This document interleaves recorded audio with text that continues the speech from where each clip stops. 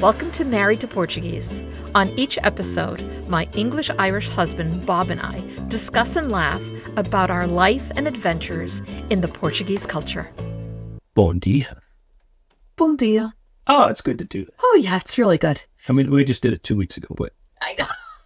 it's good to do it again. We're back. We're back home. Literally back. Yes, Literally- we are back. Literally back home.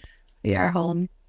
It's, this is- now see, let's act like we know each other. Mhm. Hello. Hello. I got some. Oh my goodness. We're upstairs. We're home. It was 12-day tour, finished up. And I know we did a quick one when we were in Alentejo. Yep. Halfway point. Yeah. I'm glad we did that. You know, we had a lot of people sending us messages and concerned about us and how we were doing and all of that.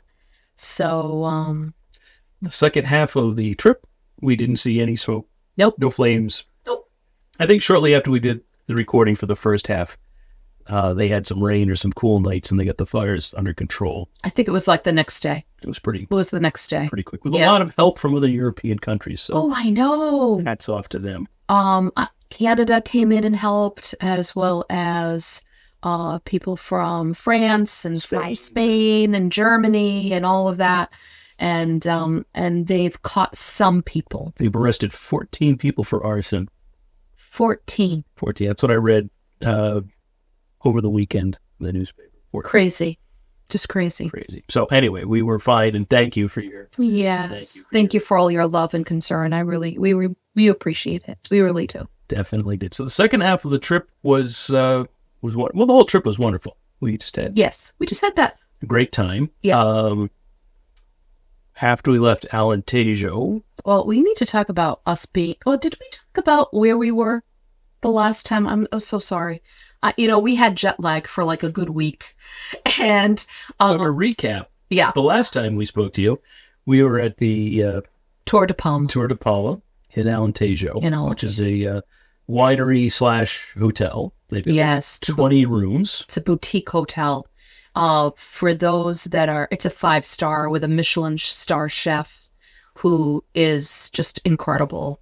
And the grounds are incredible. The place is incredible. And it's out in the middle of Alentejo. So if you're out there, please head out to see them. Their wines were terrific. Oh, my God. We did olive oil tasting there also, It was so good. which, if you've never done an olive oil tasting and you can't imagine yourself sipping olive oil out of a shot glass, it's fun. Oh, yeah. It's fun. This is not the olive oil we grew up with. This was Incredible olive oil. really delicious. And different stages of it and different ones depending on what. And, they're really amazing for finishing. I mean, that's what you do with those type of olive oils. They're that good, It was interesting. They were telling us that, your premium olive oils, you don't cook with them. They're toppings. It's over your salad or On top of your soup. you're not putting it in the frying pan. No, you are not wasting it with that. So that was a really good thing. But I loved, even if you're not a big wine connoisseur and even if you're not a big, olive oil, whatever, just being there was exactly, they have a spa, they have horses for horseback riding, they have bicycles, and I think we mentioned before, I know we mentioned in my page how we found Roman ruins just walking distance. We didn't find them. No. Let's be clear. We didn't find them. We didn't find They them. were a couple hundred yards down They the were road. just a little walk down the road. And the backstory is these Roman ruins were active from about 200 or 300 BC until 500 or 600 AD. I mean, the old terms, BCE and whatever. And they were excavated in the 1950s, and then the money kind of dried up and it stopped. So they have a visitor center there. Yep. Part of the ruins are covered by a roof. Yep. Big roof. Big roof. And you can walk in amongst a lot of it. You can see the old tile floors. Yep. Outside the roof, there are more ruins. You can see how the buildings were laid out. It's incredible. And you wouldn't know I mean, No. this is the definition of off the beaten path. But apparently, the Romans were such a presence that there's ruins Everywhere. throughout the country. Yeah. So it's like, oh, here we go. We just excavated another Roman ruin. Okay, here we go. Another one.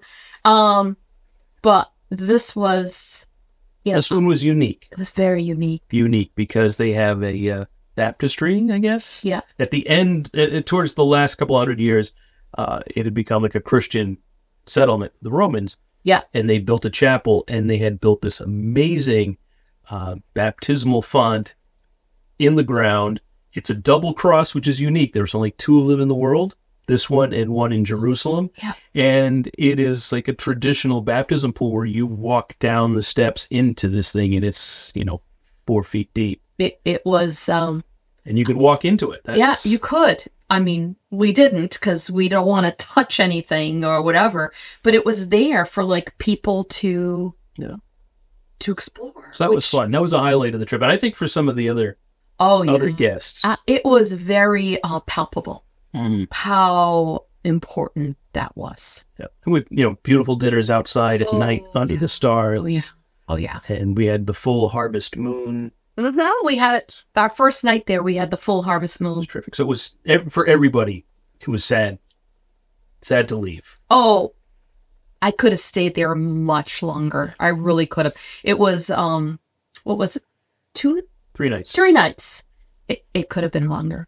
It really could have been. It was that nice. It was that nice. And then we left there and headed south. Yes. And just highlights, we went to Lisbon. we went to Lisbon. We stayed in Lisbon for 3 days. Yes. And from Lisbon, we got to Sintra. We got to Sintra. Yeah. And I'm terrible with names. I can't remember the castle that we went to, but it was Don Amelia's castle. Penna. Wasn't that Penna Castle?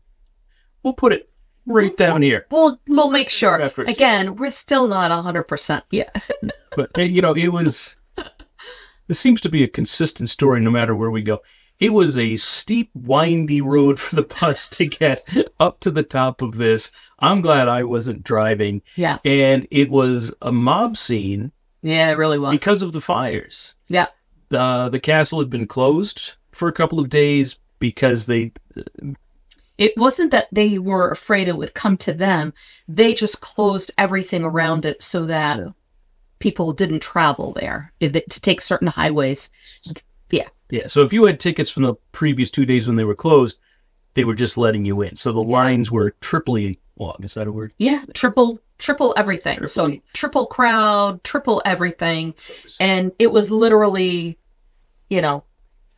close, too close. It was too close. Hard to enjoy that. Yeah. Because it was just so busy. Yeah. So busy. But that was fun to see. Mm-hmm. And in Lisbon, I really loved Lisbon. Now, I like cities, and I've been fortunate with my job. I've gotten to go to a lot of big cities around the world. You want to go back and see it with your friend Monica. I do. I don't think we had enough time in Lisbon for me to really see it. What I saw, was beautiful. I mean, don't get me wrong. It was beautiful. But there was so much more that 3 days is not enough. No. Personally, 3 days was not enough. It needs to be longer than that. I felt the same way about Portugal. Portugal was beautiful. I loved Portugal. Loved it. Loved it. I would go back in a heartbeat right now for what we saw, because it is smaller than Lisbon. So we saw more things. We got to do more stuff around there.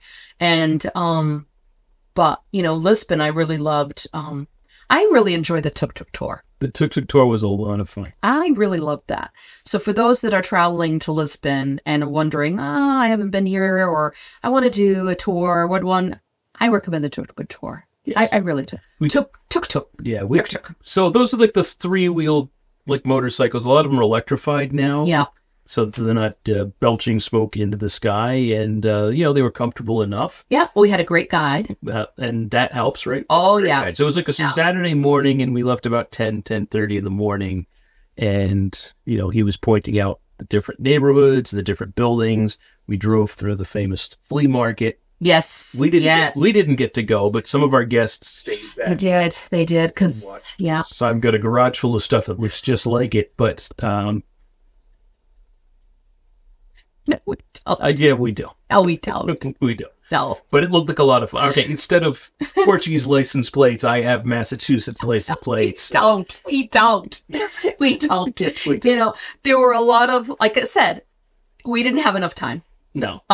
Because that same day I had a friend of mine who lives in Stubble who knew we were there and was like, and he does a podcast also. And he's like, and I've been on his podcast a couple of times and he's a real great guy. So he's like, hey, you're going to be in my neck of the woods. We're going to do a podcast. So we had already arranged that we were going to have lunch together. Yeah. And then after we would do a podcast together as well. So we didn't have time to stick around and go to that flea market because I really wanted to go to that flea market, and I love flea markets. So, but the couple that we were with, Anne and her husband, they were like, "Oh, can we go back?" Because we went to like see a whole different viewpoints. He was wonderful. We lucked out because I guess other people are like, it was okay. So I guess it really matters on the driver. And so we asked him if we could leave Anne and her husband at the flea market, and then they would make their way back. And for us, he left us in another spot so that we could go to the oldest bookstore. Cool. Which was really great. That's my bag. I know that's you. That's you. That's definitely for you. But I found some Portuguese cookbooks, which I was like, oh my God, I love this. And they had an English section, a French section, a Spanish section. So no matter what language besides Portuguese, they have it available there. And to know that this is the oldest bookstore It's the oldest operating bookstore in the world. Is there in Portugal. Yeah, we couldn't buy too much, by the way, because our bags were already at like 47 pounds. So we just, those books are dead weight, as we know. Yeah. And, but we did. You bought a few of them. Oh, yeah. Oh, yeah. Yeah, and they stamp the books. Yes, they stamp it with, this is the oldest bookstore kind of in the world. Whatever. So that was really neat. And we didn't get to go to the glove place. There was supposedly one where you go, it's a very small little boutique, and you go in, and I think there's only room for like 4 people in it. I guess it's that small. And there's 2 employees. And there's 2 employees. And you go in and they measure your hands if you want gloves specifically made to your hand. So we didn't have enough time to, even if I went in for them to measure my hand to make specific gloves for me. But that'll be on the next trip. The final night, we had a Fado dinner. Yes. Which was terrific. It really was. And I think I've mentioned this before.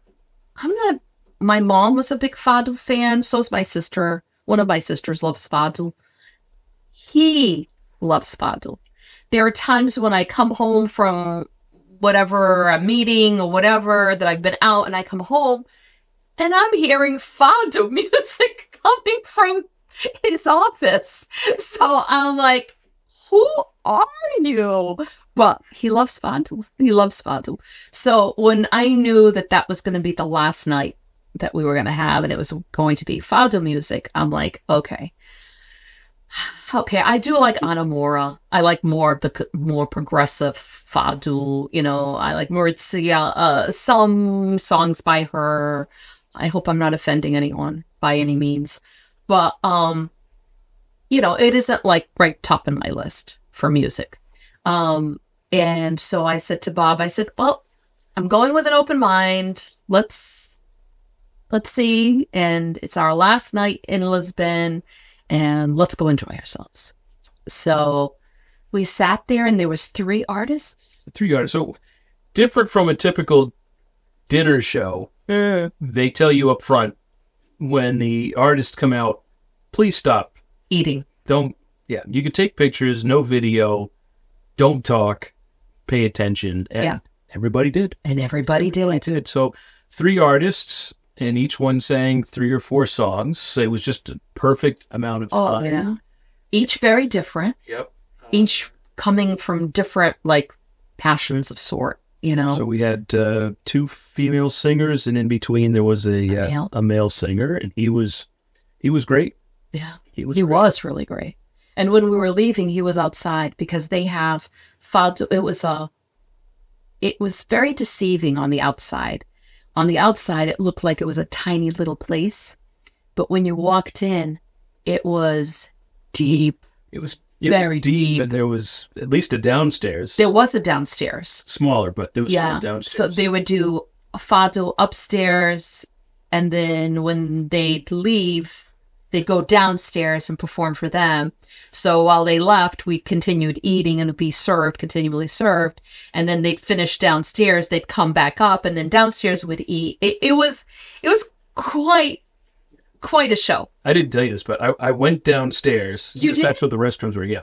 And Okay. so I wanted to see what that looked like. So I turned the corner and I walked 3 steps and realized I'm like standing in the middle of the room during the performance. And I was like, You didn't tell me this. oh, there was so much going on. There really was. There was a so lot. much There was a lot going on. So that was great. And that was Saturday night. And then We left Sunday Sunday. we packed up and came home. Yeah. Yeah. And then it was the weirdest jet lag I've ever had. Just the weirdest. Normally when I get jet lag, I am up, I'm sleepy all day and I'm up all night and I can't sleep. This time for both of us, Both. I was sleeping 9-10 hours a night and still groggy during the day. And And I'm still exhausted. I still feel exhausted. We both did. We both tested to make sure we didn't have anything. No COVID. I did have a sinus infection. But I think it was also from that smoke. I really do. oh, yes. I really do. From breathing in the From breathing in the smoke is So- for the whole day that we were. So mission accomplished. Oh, yeah. Mission accomplished. Mission accomplished. We were talking, how would we include the mainland if we're going to do it in a tour again? And we don't know. I think we talked about like maybe we do Porto and then São Miguel, like first half of the trip there. Maybe we do Lisbon and São Miguel or something like that. But Yeah. just try to minimize the. Yeah. It's It's huge. pretty, And we only saw a little bit of it, Yeah. to be honest with you. There were, 18 regions or 20 regions in Portugal? yeah, and it's like half the size of California, which is a giant state. Right. So So it's a lot. So every time we would go somewhere or something, it would be like, okay, we'll be there in 2 hours, or we'll be there in 3 hours. in all fairness, when we were filming in Napa and Northern California, it was the same thing. Was the same thing. Well, the next place we're going to be filming is 2 hours away, and the Californians are like, "Oh yeah, this is nothing. what we do." Yeah, it's nothing. But for us New Englanders, that everything is so close by to everything, you're like, what? Well, I would say yes for New Englanders. We're parochial by nature. Correct. We could drive further, we just don't. Correct. Whereas, if you're from the islands, you can only drive so far. And then you go off the island. I mean, You could do a big circle. you could. I mean, if you well, let's just put it in perspective. If I'm in the center of, let's say, I'm in Ponta Delgada, okay, which is not even the center, but it takes. Let's go to the center. You've got an hour one way to that side of the island, and then you've got an hour that way to go to Particularly with the highways. with a highway. Yeah, that's it.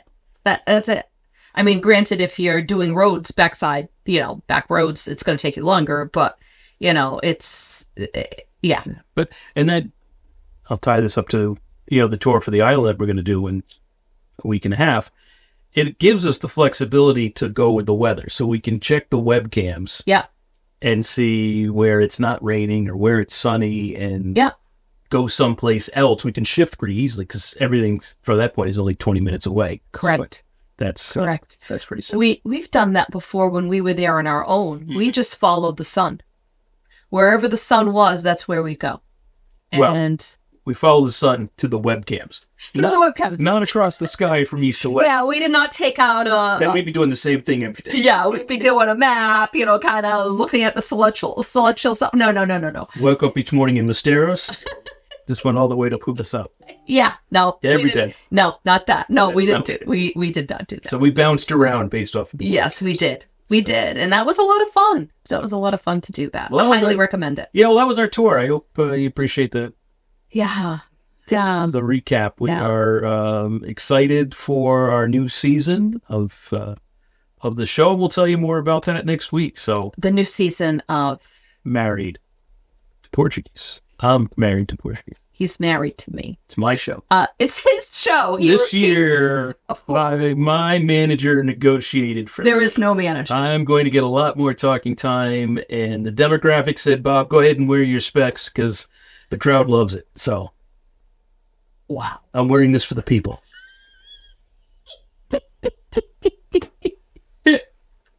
Okay.